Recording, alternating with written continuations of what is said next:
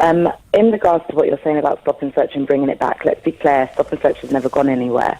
It's always been there. So the police have the power to use it should they have reasonable grounds to do Well, no, so. it's changed, hasn't it? They think a crime will be committed. No, used to be. Now, might be committed, my apologies. Theresa May ensured that a crime will be committed. She made a catastrophic, calamitous, almost criminal decision there, didn't she? Well, I'd have to disagree. Oh, really? Tell me why. Let's be clear, stop and search and then understaffed. We've always had disproportionate use of stop and search against the black community. So her noticing the disproportionality and attempting to reform it, actually she needs to be applauded for that. Let's be clear with that. How that followed through... Do you think the families of these people who've died will be applauding her, Katrina French? Let's be clear that when stop and search is being carried out, we had over the last year 128,362 stop and search. Of those, 76,000 were for drugs. That's 59%. So when we're talking about stop and search being used for knives and weapons, actually only about 16% of the stop and searches are for that. Good start to me. Sounds like a good start to me. 16%. I'll take that. Well, it's a start, but let's be clear. Most police resources being used for the smell of cannabis alone, which isn't taking drugs off the street, which is actually causing communities to be marginalised even.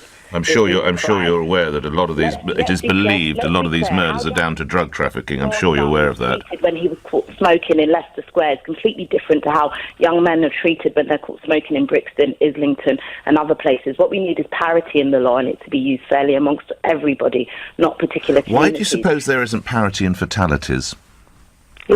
Parity in fatalities. Hold on, there's lots of things. No. Would you answer my question? Why do you suppose there isn't parity in fatalities? To do with lots of things. Young white men are not running around on the streets with knives on the numbers of young black men. Why are young black men running around with knives on the streets, to use your expression? Lots of them have been excluded from school, so we need to look at the educational system. Lots of them are still disproportionately excluded from school. We've had the race audit that has shown that being black in this country is incredibly difficult.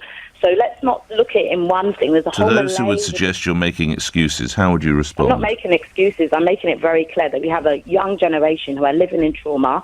They have seen violence. They will then mimic that violence. They don't feel they have opportunity. And then they're being criminalised by the same system. When the police are stopping you day in, day out for a cannabis stop that actually you smell of cannabis, didn't mean they saw you with cannabis.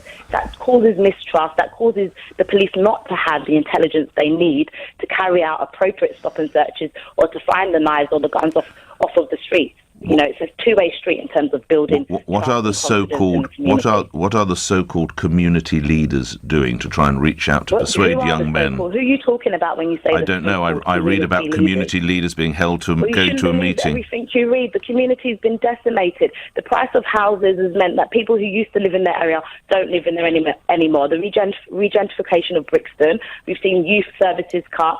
So we've had a whole infrastructure stripped out, and then you speak about. So you're telling me that these two poor teenagers who've died this weekend, they've been killed because of the rising price of property in Brixton. That's what you're telling me, is it? It's not the rising price of property. There's gentrification, there's lack of opportunity, and then there's people, let's be clear, who need support. Who are, let's say, bad or naughty, who don't see a way out of it. Gentrification, pardon me, gentrification has been going on for decades. Yes, and now we're starting to see some of the... Oh, please. The chickens coming so it's taken 50 years, has it? Hold on, let's be clear. These poor souls who've been murdered weren't even born, and their parents weren't even born when gentrification started. This is nonsense. There's always been over-police of young black people in this country. What's happening all right, now, I tell you what, let's do it your way. Katrina French, we'll do it your way. You continue to monitor stop and search. You continue to help neuter the police. And you continue to, like me, mourn when you hear that another person from a non-white community has been stabbed or shot. And we'll do it your way, shall we? What do you mean, do it my way? Or you do it the American way, which is where you crack down on crime. Which has the largest prison population, and we've seen... Have you not seen the documentary 13? I tell you what I have seen. The drop in number of black people being shot and fatally shot and stabbed in New York. I tell you what I've seen there, and I celebrate that, as I'm sure you would in London. And guess why? Because they nick people and they put them in jail, and that works. So let's talk about nicking people. Let's not talk about using intrusive power on the roadside. No, we'll do it your way. We'll never stop and search. And I tell you what, more black kids will be shot or stabbed, and we'll do it your way. And guess what? The communities won't be offended.